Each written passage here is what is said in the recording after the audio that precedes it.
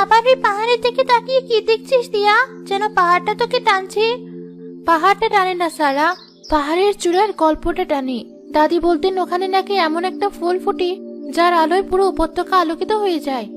যে আলো কেউ কোনোদিন দেখেনি তার কথা ভেবে কি লাভ?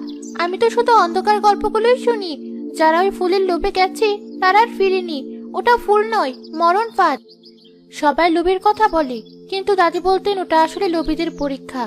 যার মন পরিষ্কার পাহাড় তাকে পথ করে দেয়, ফুল তাকে আশীর্বাদ করে। এসব হলো মন ভোলানো গল্প। আমাদের যা আছে তা নিয়ে সুখী থাকা উচিত। আকাশ থেকে সোনা পড়বে এমন আশা করা বোকামি। দেখছিস না এবছর ফসল কেমন কম হলো, আকাশটাও কেমন যেন ফ্যাকাশে, সবার মনে চিন্তা। এই কারণেই তো আরো বেশি করে মনে হয় যদি ফুলের আশীর্বাদ আনা যেত তাহলে হয়তো আমাদের গ্রামের এই কষ্ট থাকতো না। তুই বড্ড স্বপ্ন দেখিস, চল বাড়ি ফিরি, মা চিন্তা করবে। স্বপ্ন দেখে পেট ভরে না দিয়া।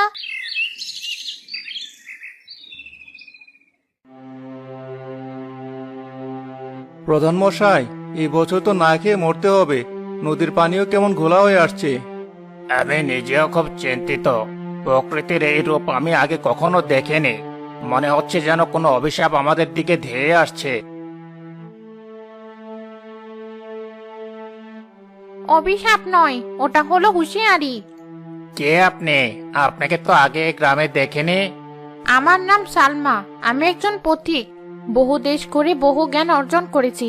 তোমাদের গ্রামের আকাশে যে সংকটের ছায়া দেখছি তা দূর করার উপায় হয়তো আমার জানা আছে। কি উপায়? আপনি কি আমাদের সাহায্য করতে পারবেন?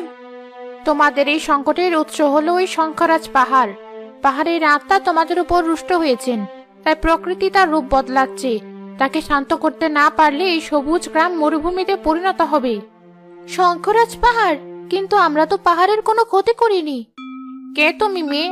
তোমার কণ্ঠস্বরে ভয় নেই, আছে প্রশ্ন। তোমার চোখ দুটোও দেখছি তারার মতো উজ্জ্বল।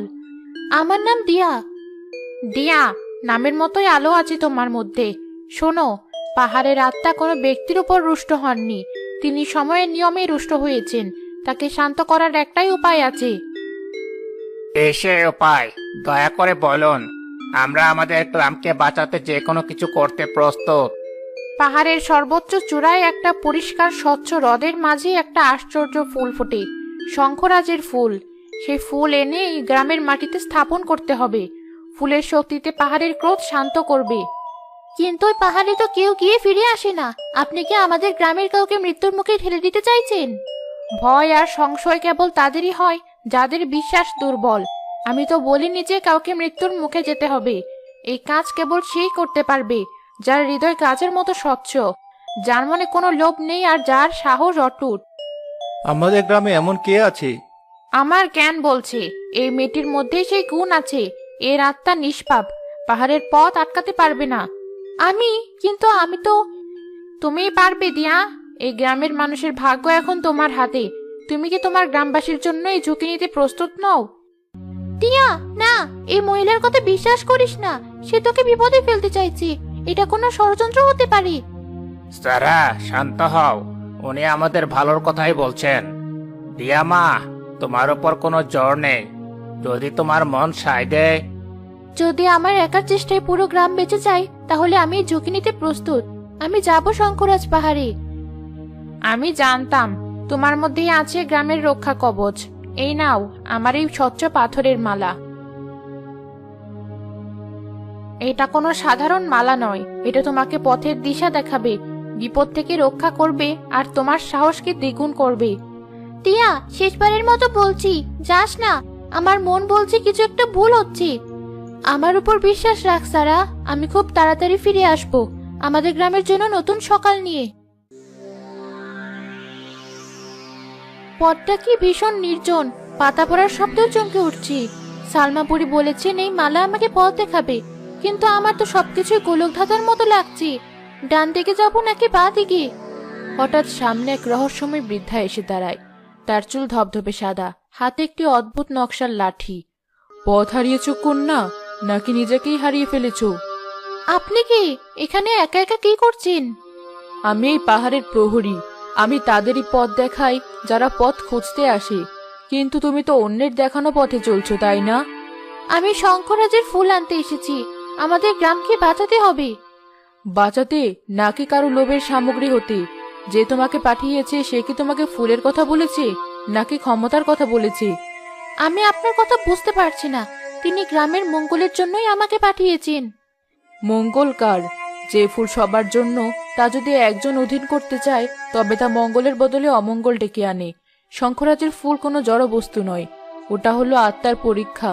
যার মনে যতটুকু লোভ, ফুল তার সামনে ততটাই ভয়ঙ্কর রূপ ধরে।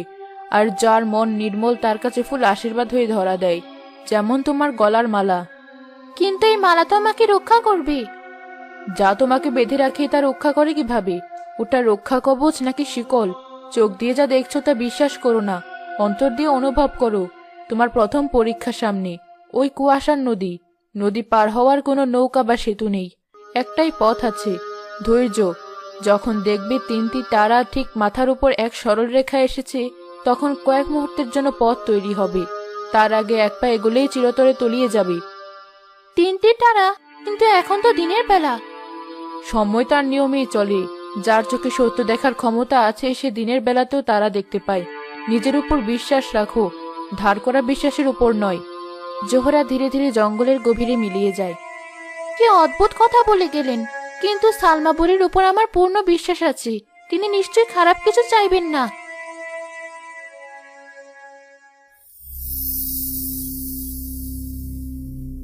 কিছুই তো দেখা যাচ্ছে না, শুধু ধোয়ার মতো কুয়াশা। এর ভেতর নদী আছে নাকি অতল গভীর, কিছুই তো বোঝার উপায় নেই। জোহরার কথা শুনবো নাকি মালার উপর ভরসা করে এগিয়ে যাব? হঠাৎ দিয়ার গলার মালাটা হালকা উষ্ণ হয়ে ওঠে। মালাটা উষ্ণ হচ্ছে, তার মানে কি এটাই এগিয়ে যাওয়ার সংকেত? সালমা বুড়ি বলেছিলেন এটা আমাকে পথ দেখাবে। দিয়া পা বাড়াতে যায়, কিন্তু জোহরার কথা মনে পড়ে যায় তার। না, আমি তাড়াহুড়ো করব না, আমি অপেক্ষা করব। যদি জোহরার কথা সত্যি হয় তাহলে ধৈর্যই আমার প্রথম পরীক্ষা। আমি এখানে বসবো, দেখবো সময় কি বলে। পাহাড়ের আত্মা, আমার উদ্দেশ্য সৎ হলে আমাকে পথ দেখাও। আমি কোনো লোভ নিয়ে আসিনি, আমি শুধু আমার গ্রামের মানুষদের মুখের হাসি ফিরিয়ে দিতে এসেছি। অনেকক্ষণ কেটে যায়, 1 ঘন্টা 2 ঘন্টা। দিয়ার ধৈর্যচ্যুতি হওয়ার উপক্রম হয়। আর কতক্ষণ? আমার কি ভুল হলো? সালমা বুড়ির কথা অমান্য করে কি ঠিক হলো? সে চোখ তুলে তাকায়। কুয়াশার চাদরের উপর দিয়ে সে স্পষ্ট দেখতে পায় 3টি উজ্জ্বল বিন্দু ধীরে ধীরে এক সরল রেখায় আসছে।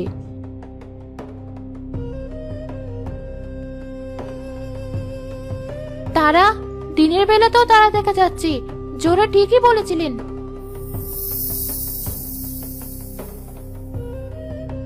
অবিশ্বাস্য, পথ খুলে গেছে। ধৈর্য না ধরলে আমি হয়তো কুয়াশার গভীরে হারিয়ে যেতাম। তাহলে কি জোহরাই ঠিক? সালমা বুড়ির দেওয়াই মালা, এটা কি সত্যিই রক্ষা কবচ?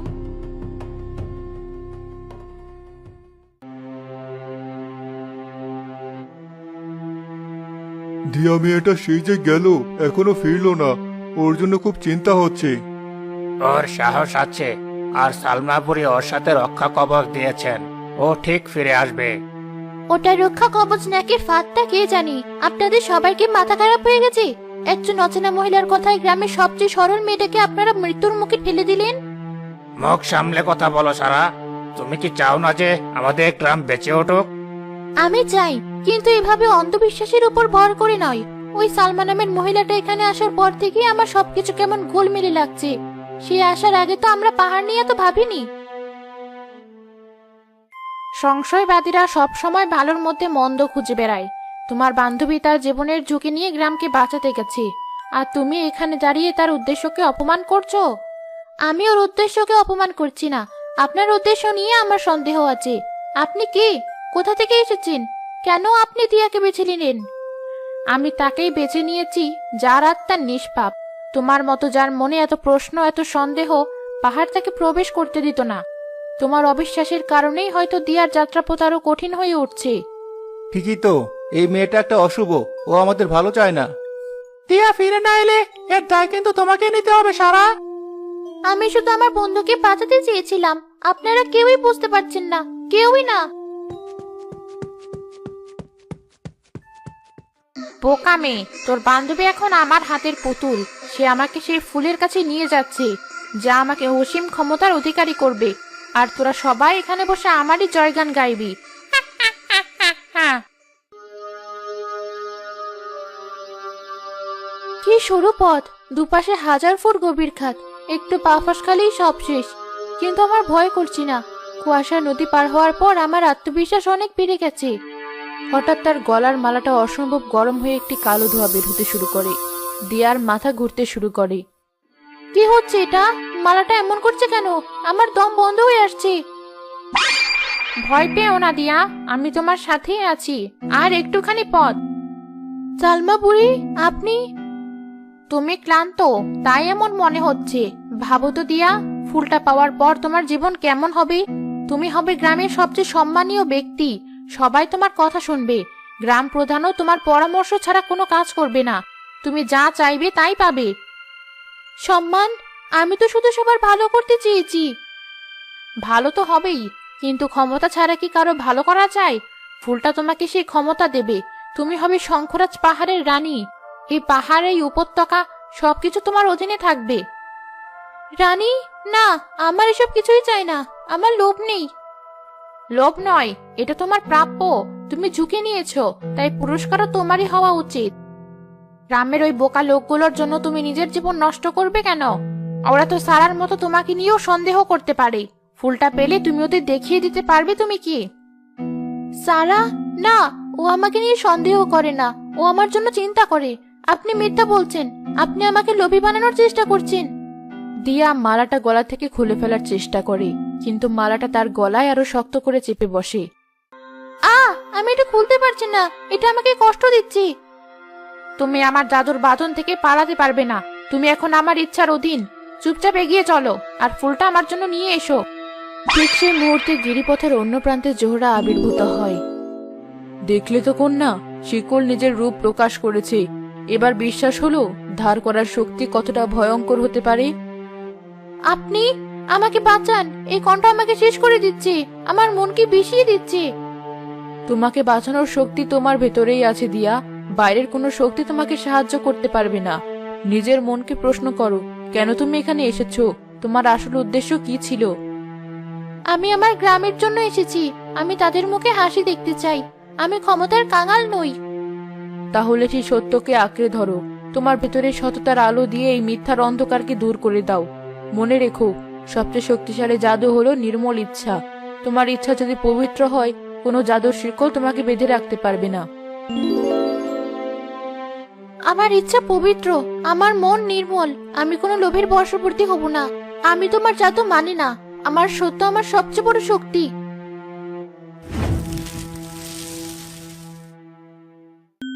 আমি মুক্ত। জোরা ঠিকই বলেছিলেন।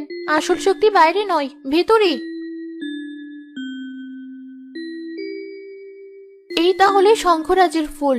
কি অপূর্ব, আর কি শান্তি এই জায়গায়।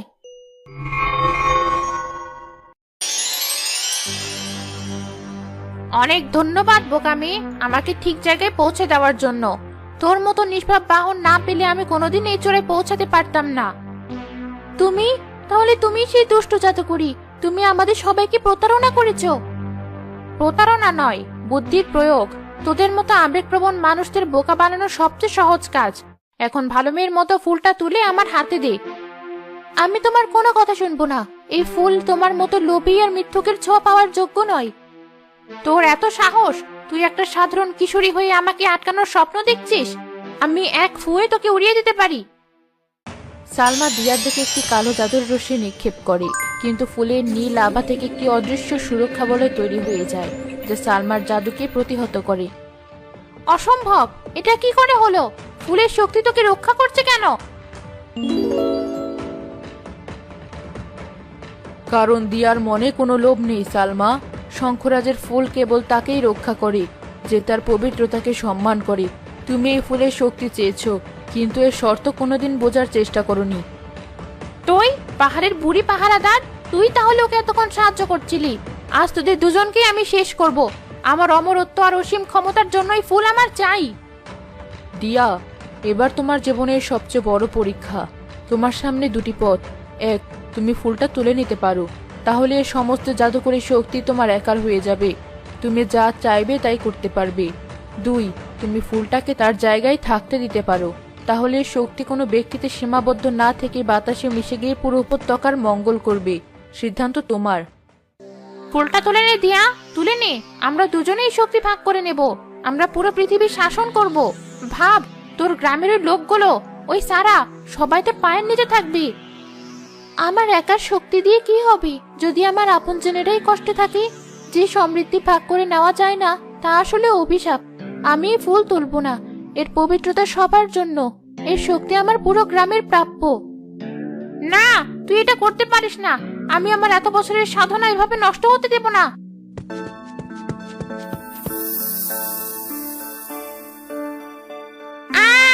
এই আলো, আমার শরীর পুড়ে যাচ্ছে, আমার জাদু গলে যাচ্ছে, আমার শক্তি না। ফুলের শক্তিতে সালমার শরীর ধীরে ধীরে কালো পাথরে পরিণত হতে শুরু করে। তার লোভী মুখটা যন্ত্রণায় বিকৃত হয়ে যায়। দেখলে তো দিয়া, লোভ নিজেই নিজের কবর খুঁড়ে। তুমি আজ প্রমাণ করলে নিঃস্বার্থ ভালোবাসার চেয়ে বড় কোনো জাদু পৃথিবীতে নেই। তাহলে আমি কি এখন খালি হাতেই গ্রামে ফিরে যাব? তুমি খালি হাতে যাচ্ছ না, তুমি এমন এক সত্য নিয়ে যাচ্ছ যা হাজারটা জাদুকরী ফুলের চেয়েও দামি। দিয়া দেখতে পায় ফুল থেকে সোনালি রেণু বের হয়ে বাতাসের সাথে মিশে ধীরে ধীরে নিজের গ্রামের দিকে ছড়িয়ে পড়ছে। এই হলো শঙ্খরাজের আসল শক্তি, যা কোনোদিন শেষ হবে না, কারণ তুমি লোভকে জয় করেছ। এবার ফিরে যাও, তোমার গ্রাম তোমার জন্য অপেক্ষা করছে। দিয়া, তুই বেঁচে আছিস? আমি তোকে আর কোনোদিন দেখতে পাবো না ভেবেছিলাম। আমি তোকে বলেছিলাম না ফিরে আসবো। তুই এত কাঁদছিস কেন? আমি তোর সাথে খুব খারাপ ব্যবহার করেছি। আমি তোকে বিশ্বাস করিনি। আমি ওই ডাইনির কথায় গ্রামবাসীদের সামনে আমাকে ক্ষমা করে দিয়ে দিয়া। তুই কোনো ভুল করিসনি। তুই যা করেছিস আমার ভালোর জন্যই করেছিস। তোর সন্দেহটাই ঠিক ছিল। ওই সালমা একজন জাদুকরী ছিল। তাহলে ফুল, গ্রামের বিপদ সবই ছিল ওর বানানো নাটক। কিন্তু ওর নাটকের জন্যই আমি এক বড় সত্যি জানতে পারলাম। চল, সবাইকে বলতে হবে।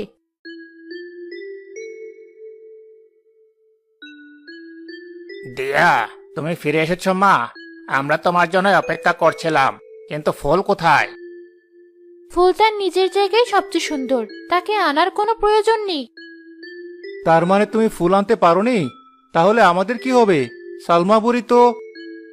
কোনো সালমা বুড়ি নেই। সে ছিল এক প্রতারক জাদুকরী। সে তার নিজের লোভের আগুনে নিজেই পুড়ে গেছে। আমাদের গ্রামের উপর কোনো বিপদ ছিল না, আর এখনো নেই। দিয়া পুরো ঘটনা গ্রামবাসীদের খুলে বলে। সবাই স্তব্ধ হয়ে শুনতে থাকে। তার মানে আসল শক্তি কোনো ফুলে নয়, আমাদের নিজেদের সততা আর নিষ্পাপ মনের মধ্যে। হ্যাঁ, শঙ্খরাজের ফুল অভিশপ্ত নয়। ওটা হলো সততা আর শক্তির প্রতীক। কিন্তু সেই শক্তি কেবল তারাই অনুভব করতে পারে যারা নিঃস্বার্থ।